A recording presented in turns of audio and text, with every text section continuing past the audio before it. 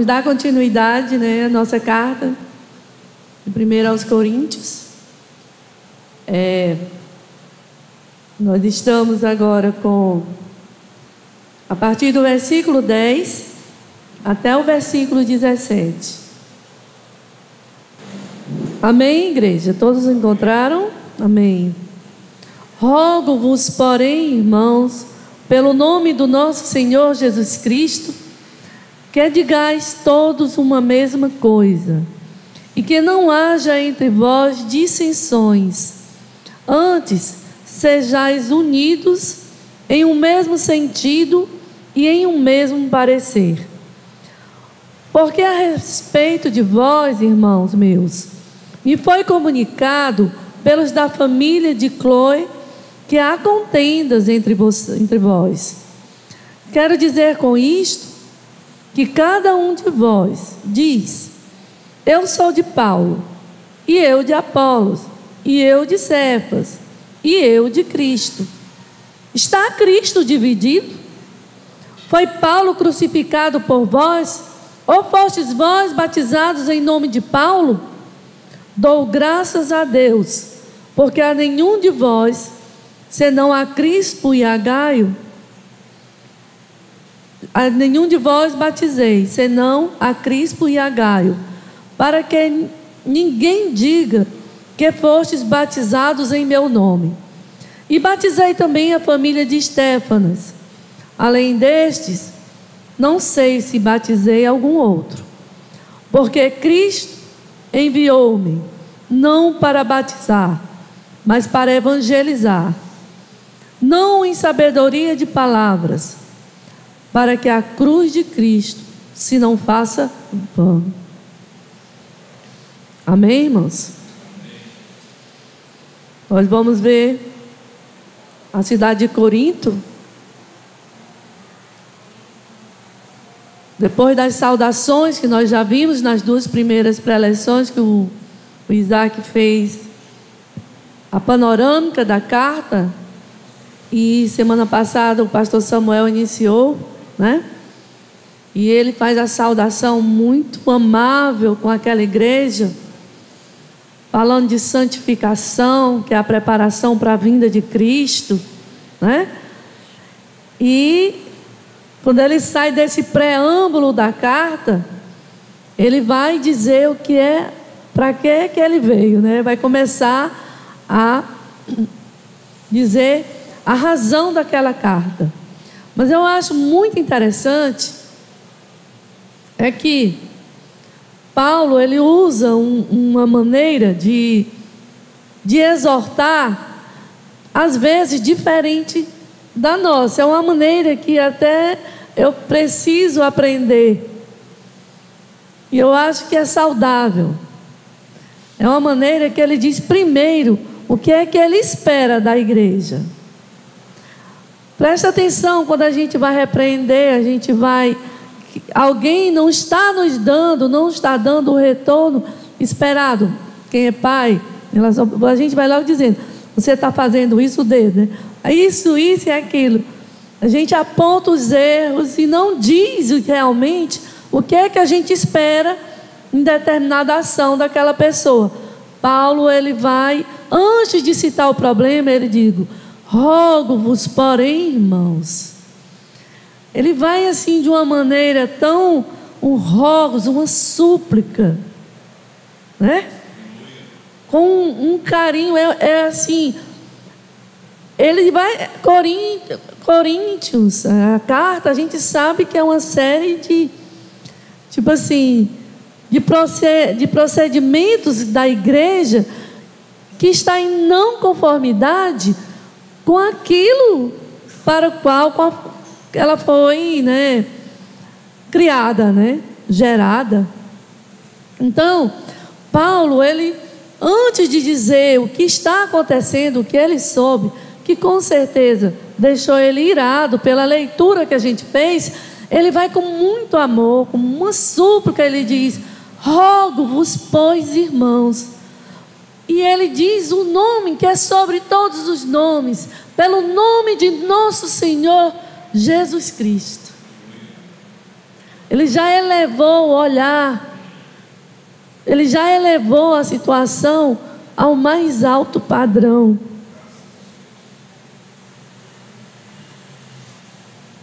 Aí ele diz o que espera, o que se espera da igreja, não da igreja de Corinto, não só dela, mas de nós como igrejas, porque essa carta ela é muito atual para os nossos dias.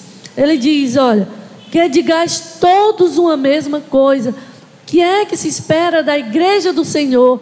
Que digais todos uma mesma coisa, e que não haja entre vós dissensões.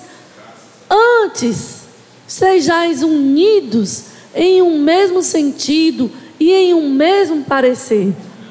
Se nós ficarmos hoje só nesse versículo, nós estaremos cumprindo, saindo daqui alimentados, conscientes do que Cristo espera de nós. Que digamos todos uma mesma coisa, como igreja do Senhor. Que não fiquemos em dissensões, brigas, partidarismos. Que sejamos unidos em um mesmo sentido e em um mesmo parecer. Isso aqui é um alimento completo, né? A gente vê que logo em seguida ele entra no problema, né? Ele diz: porque a respeito de vós, irmãos meus, me foi comunicado pelos da família de Cloe que há contendas entre vós. Imagine que alguém chegou a Paulo e contou. É interessante também. Todos os passos são muito interessantes e imprescindíveis para a nossa vida cristã. O que Paulo usa aqui de transparência. Porque nós estamos acostumados, por exemplo, eu vou conversar ali com o pastor e eu posso chegar para ele e dizer assim: pastor, uma pessoa me falou que não está contente com isso aqui. Ô pastor, alguém disse para outra pessoa que é muito minha amiga. Vocês nunca ouviram isso ou já ouviram isso? Pastor, eu acho que os ouvidos do pastor estão cheios dessas histórias, né? Histórias tipo assim, cartas anônimas, denunciando procedimentos que não se sabe se são verídicos ou se são da própria pessoa. Porque às vezes eu posso usar de uma sutileza, que eu acho assim, a sutileza, algo malévolo, de eu estar inconformada, insatisfeita com alguma coisa na igreja e coloco como se alguém, um anônimo, está. Mas eu estou falando da minha própria insatisfação. Isso não é bom. É por isso que eu digo que essa carta, ela é muito atual. Ela é muito atual. O que Corinto viveu, nós vivemos como igreja. Nós vivemos essa insatisfação, essa desunião, essa quase idolatria pelo ser humano, né? Mas vamos continuar aqui onde a gente está. Então ele foi muito transparente na carta dele. Ele diz: eu soube, irmãos meus, me foi comunicado pelos da família de Cloe. Ele dá nome a quem falou que há contendas entre vocês. Pronto. Não foi alguém, foi da família de Cloe. Quem era Cloe? Não sabemos, mas o nome dela está aqui. Provavelmente alguém convertido que morava em Éfeso e que tinha parentes em Corinto, ou que viajava sempre a Corinto. Alguns comentaristas dizem que ela era uma senhora abastada que viajava, ou os parentes iam e vinham, fazia esse, e eles tinham notícia da igreja e chegaram e falaram para Paulo, né? Então Paulo usou de transparência. E no capítulo 12, Paulo começa a dizer o que é o problema que realmente afligiu ele. Ele diz assim: quero dizer com isso que cada um de vós diz: eu sou de Paulo, e eu de Apolos, e eu de Cefas, e eu de Cristo. Veja só, era como se fosse a igreja. Na época não tinha templos, era se reunir em casas, né? Mas um grupo de casas dizia, de pessoas que se reuniam em tal lugar, dizia: ah, porque nós somos de Paulo. E outros diziam: ah, nós somos melhor porque nós somos de Apolo. E outros diziam: ah, e nós somos de Cefas. E a suspeita disse que era um outro grupo que dizia: eu não sou nem de Areia, eu sou de Cristo. Mas nenhum no contexto de humildade, no contexto que se dizia isso, mesmo o que dizia ser de Cristo, era um contexto de superioridade aos outros, não um contexto de realmente ser de Cristo. Essa dissensão, esse partidarismo, nós conhecemos hoje em dia demais, né? Demais. Eu não vou nem falar em termos do mundo, de problemas do mundo, da cultura do mundo. Eu vou falar mesmo dentro das igrejas. Aquela igreja tal tem mais gente, aquela igreja tal o pastor é bom, aquela igreja tal o pastor é assim, assim. A gente escuta muito isso. É uma maneira assim, o que a gente pode ver, a divisão vem porque o mundo entra na igreja. Porque a igreja deixa de olhar para Cristo. Ela começa a ver como o mundo vê.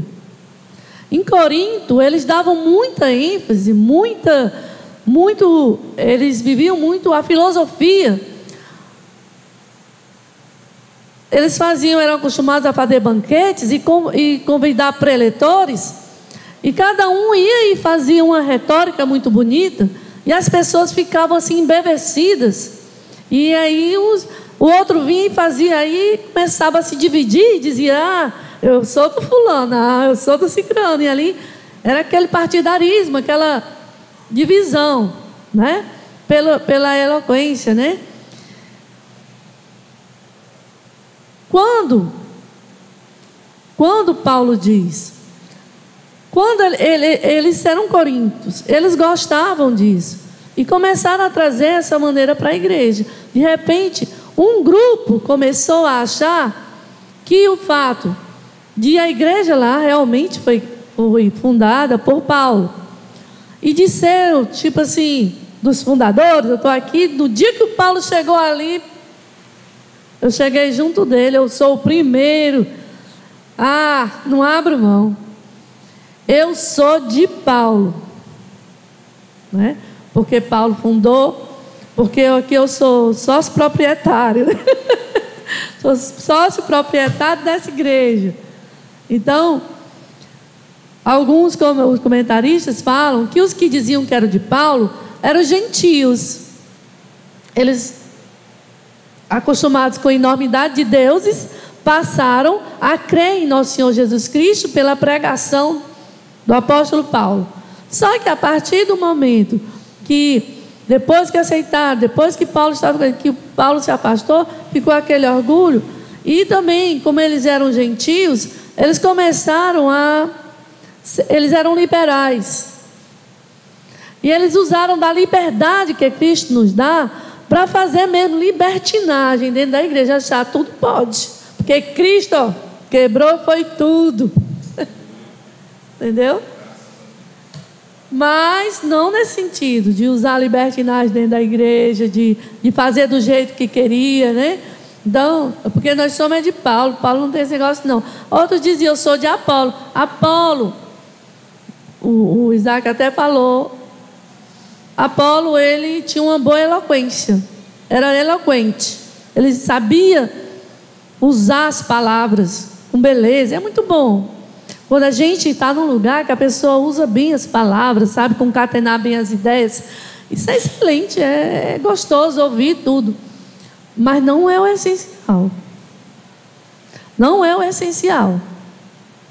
Essa semana eu estava até... Cleide, me perdão, mas eu vou falar.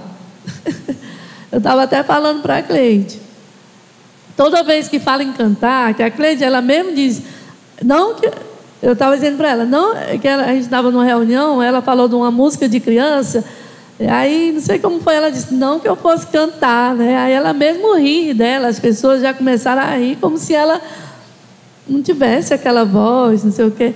E o Senhor, e isso me ficou na cabeça, sabe? Me ficou na cabeça, e um dia eu lendo e orando e falando com o Senhor, aí o Senhor me disse assim, teremos tantas surpresas no céu, que talvez a Cleide seja a solista do coral do Senhor. Porque o Senhor não vê o que o homem vê. Nós trazemos a glória de Deus para a nossa glória, visão humana. Nós queremos se puxar do alto para baixo. Daquilo que é muito superior a nós, para aquilo que a gente vê. A nossa visão é curta. É muito curto. Então nós julgamos. Fulano não sabe falar. Fulano, ele, né? Então, eu sou de Apolo, porque Apolo, quando pegava a palavra, com verdade. Apolo era um servo de Deus. Lucas exalta lá em Atos, no capítulo 18. Era um servo de Deus, como Paulo era um servo de Deus. O partidarismo não partia dos líderes, partia do povo. Era o povo que estava... Então, eles ficaram... Eu sou de Apolo. Acostumados com aqueles oradores espetaculares. Aí Apolo vinha com a palavra, com a verdade, ainda com a beleza de explanação. Gente, arrebata multidões, né? Aí, pronto. Eu sou de Apolo. E tinha um partido de Cefas, que não se sabe se Cefas era Pedro, se Pedro realmente foi a Corinto. Mas pode-se dizer que era um grupo de judeus convertidos ao Evangelho. E nós estudamos muito isso em Gálatas, que os judaicos tinham os cristãos judaizantes, né? Que eram assim, Paulo ganhava aquela igreja para Cristo, aquelas pessoas. Depois que ele se afastava, vinham os judeus convertidos, querendo impor os rituais abolidos para os gentios. Queriam obrigar a circuncidar, Então, supõe-se que os do partido de Cefas eram judeus que queriam que todos seguissem aquela linha de sendo judeus e cristãos, quer dizer, levando a vida de judeus que eles tinham, os ritos, no cristianismo. Então eram esses partidos, entendeu? O outro partido era esse que dizia eu de Cristo. É interessante porque alguns supõem que foi Paulo que diz, mas outros acham que já não é, que realmente existia um partido de pessoas que dizem assim, nós somos de Cristo, mas não de Cristo, com humildade, mas como se sentindo superior a todos. Eu sou de Cristo, rapaz. Está entendendo? Se sentindo melhor, maior, superior. Aqueles ali de Paulo, aqueles ali. Então, isso estava causando o quê? O que é que Jesus Cristo nos fala sobre divisão? Uma casa dividida, ela é o quê? Ela cai, ela te destrói, né? Então,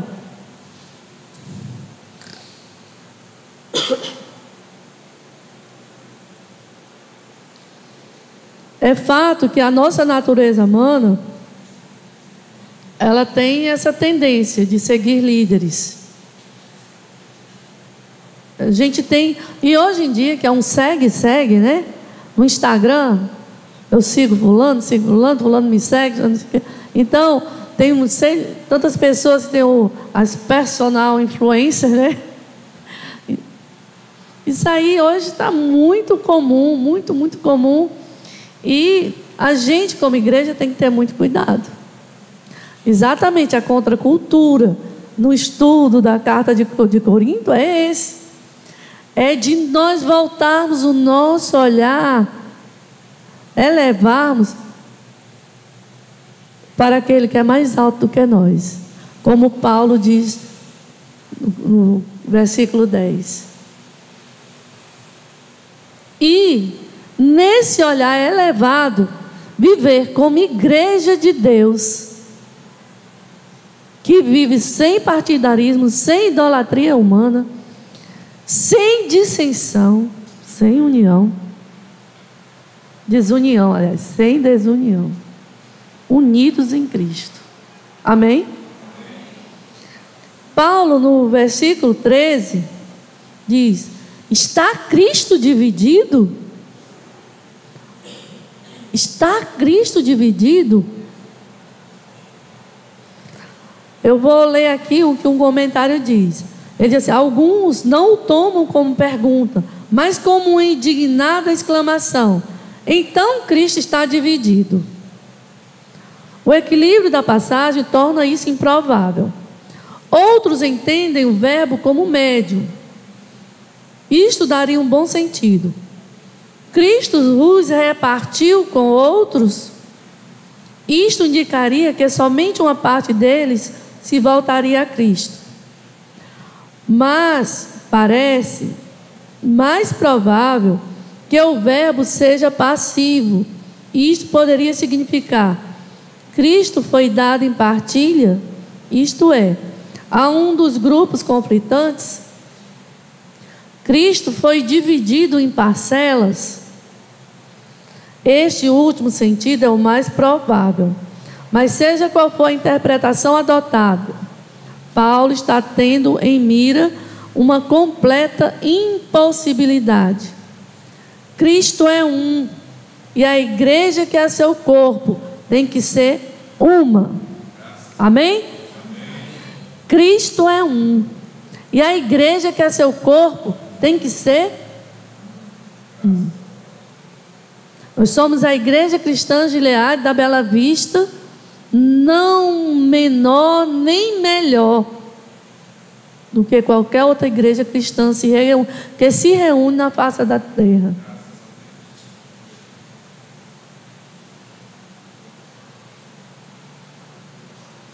A segunda pergunta que Paulo fez foi: foi Paulo crucificado por vós? Ou foste vós batizados em nome do Paulo?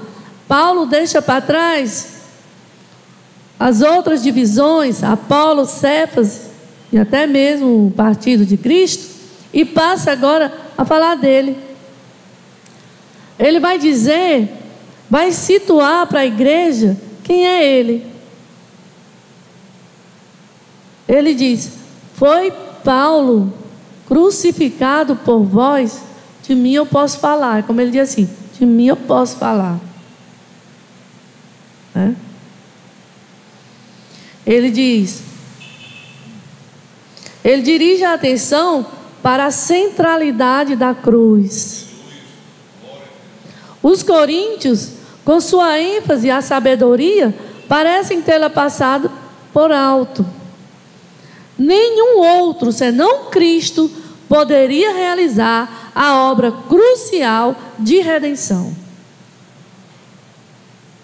Eu posso ir para qualquer lugar, falar o evangelho de Cristo, ganhar pessoas para Cristo, mas é para Cristo, não é para mim. Hoje nós vemos muitas ganhando para si, infelizmente. Mas não é. O verdadeiro evangelho é de Cristo para Cristo. A boa nova é de Cristo, não é do homem. Somos instrumentos usados na mão de Deus. Amém, Cristo? Nenhum outro senão Cristo poderia realizar a obra crucial de redenção. A terceira pergunta, ele diz: ou fostes vós batizados em nome de Paulo? Quando, lá em Mateus, lá nos últimos versículos, como é que diz? Ide por todo mundo, pregai o evangelho a toda criatura, batizando-as em nome do Pai, do Filho e do Espírito Santo. Né? Existe algum nome de outra pessoa aí? Não, né? Então Paulo diz: vocês foram batizados em nome de quem? Para dizer, para ter esse orgulho. Nós somos batizados em Cristo, não em qualquer homem. Portanto, a sua lealdade devia ser a Cristo somente. Amém? Aí, na continuação, Paulo vem rememorar os batismos que ele fez. Assim, ele diz assim: dou graças a Deus, porque a nenhum de vós batizei, senão a Crispo e a Gaio, para que ninguém diga que foste batizado em meu nome. E batizei também a família de Estéfanes. Além deste, não sei se batizei algum outro. Quer dizer, um ministério tão frutífero como o de Paulo, ele não tinha assim centenas, milhares de batizados, de pessoas que ele batizou. Imagine se tivesse. Aí é que a idolatria ia ser maior. Eu fui batizada foi por Paula. E tu, Ruth? Nem? Em vez de ser em nome de quem eu fui batizado, eu estar me regozijando, eu estou me regozijando por quem fez o rito. Tá? É trocar a criatura, o Criador, pela criatura. Esse é o erro. E assim, eu como igreja, nós como igreja devemos trazer sempre em mente isso. É da natureza humana fazer isso. É interessante que Cristo mesmo delegou os batismos aos seus seguidores. Lá em João 4, 1, 2, fala isso. E Pedro também seguiu a mesma prática. Paulo fez as exceções nos casos de Crispo, Gaio e a casa de Estéfanes. E ainda diz assim: não me lembro se há algum outro. Mas contanto que ele lembrava alguns, mas foi tipo assim, não era a finalidade da vida dele. Ganhar e batizar, jogar em todas as pontas, né? Eu evangelizo, eu discipulo, eu batizo, eu faço tudo, né? Aquele jogador que joga em todas as pontas. Não, a gente vai ver isso, né? Aí o que é que ele faz? Ele diz assim: eu dou graças a Deus, senão ia ter uma multidão aqui se achando muito melhor, porque eu batizei. E eu não sou nada. Ele diz assim, ele rejeitava, Paulo, a gente aprende muito com ele. Porque ele diz assim, ele rejeitava toda e qualquer tentativa de ligar pessoalmente a ele os conversos. Ele é aquela pessoa que ele não queria honra para ele. Como ele diz bem aqui, ó. Ele termina como? Versículo 17. Porque Cristo enviou-me, não para batizar, mas para evangelizar, não em sabedoria de palavras, para que a cruz de Cristo não se faça vã. É muito difícil a humildade, ter a humildade que ele diz aqui e transportar para os dias de hoje, porque por pouca coisa a gente começa a se vangloriar e se achar melhor, né? A essência da comissão de Paulo não era administrar ritos importantes como o batismo, mas sim pregar o evangelho, né? Ele diz: pregar é a função primordial dada por Cristo aos 12 na comissão original, né? Marcos 3,14. Através do Novo Testamento, esta função continua sendo primordial. É pregar. Pregar é como plantar. Mais na frente a gente vai ver isso. Ele vai fazer essa comparação. Não vou falar para vocês, mas não vou dar spoiler, né? Aí andando, né? Os apóstolos estavam numa posição única na qualidade de testemunhas do ato salvador de Deus em Cristo. Sua principal ocupação era proclamá-la. Assim, eles consumiam o tempo em incessantes labores, fazendo conhecido o Evangelho. Pelo menos alguns coríntios estavam dando valor demasiado alto à sabedoria humana e à eloquência, em harmonia com a típica admiração grega pela retórica e pelos estudos filosóficos. Em face disso, insiste em que pregar com sabedoria de palavra não fazia parte da sua comissão. Quando ele diz assim, que o Senhor não fui chamado eu fui chamado não para batizar, mas para evangelizar, não em sabedoria de palavras. Ele está dizendo aqui, porque o que é que os coríntios mais valorizavam? A eloquência. Essa manipulação das palavras de forma a cativar a plateia. Aí ele diz, não em sabedoria de palavras. Não é isso. Por quê? Porque ele não está ganhando pessoas para si. Na hora que ele vai usar a eloquência para ganhar, ele ganha para ele. Ele ganha fãs. Mas ele ganhou pessoas para Cristo. Ele disse, sabe por quê? Para que a cruz de Cristo não seja vã. Para que a cruz de Cristo, qualquer um membro da igreja, seja ele pastor, seja o membro mais simples, qualquer movimento que nós façamos, tem que ser para glorificar Cristo e a ação dele na cruz em nosso favor. Nunca por nós, nunca para nós, nunca para me vangloriar. Um talento que eu tenho não pode chamar para minha pessoa. Eu estou cantando uma música, não é o meu talento. Eu tenho que elevar esta música em adoração e apontar para Ele, para o mais alto, aquele que fez o impossível, aquilo que eu, nem você poderíamos fazer, Ele fez por nós. Nunca podemos fazer qualquer coisa que torne a cruz de Cristo vã.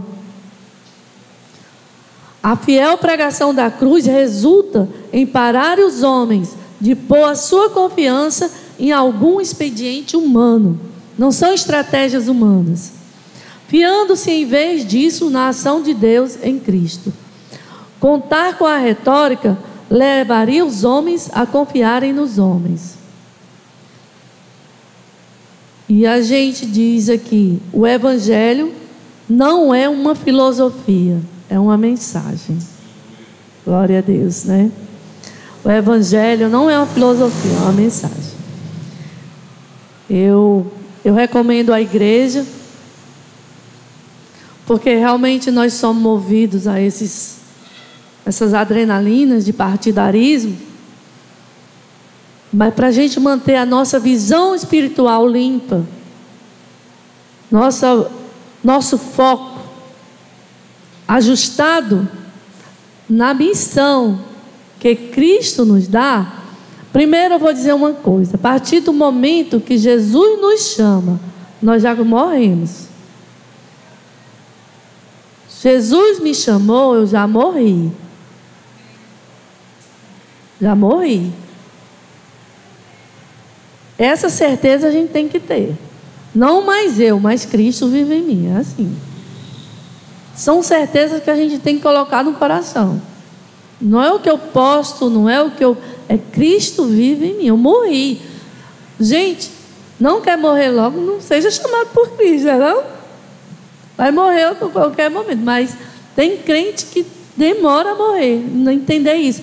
Só temos, aí eu aconselho a igreja. E é o que eu faço. Quando eu estou me sentindo subtraída, angustiada, humilhada, aquelas coisas que parece que você está tão coitadinho, não sei o quê, eu vou para os Mateus capítulo 5, 6 e 7. Aí eu vou alinhar o meu olhar ao que Cristo quer dos seus seguidores. Aqui ele espera o seu sermão do monte. Ou se eu estou me sentindo melhor, maior do que os outros, porque eu não mereci, vamos lá para o sermão do monte. Isso é um exercício constante, para que a gente não caia nessa igreja confusa, cheia de dissensões, cheia de partidos, mas que seja uma igreja que antes e acima de tudo adore, sirva e viva por aquele que fez tudo que nós não podíamos fazer, nosso Senhor e Salvador Jesus Cristo. Amém. Deus abençoe, igreja. Vamos orar.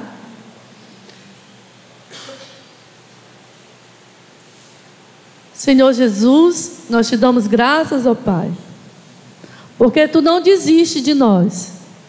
Nossa humanidade sempre nos puxa para o temporal, sempre nos puxa para aquilo, Senhor, que é palha, que o vento leva, que hoje é moda, mas amanhã não é.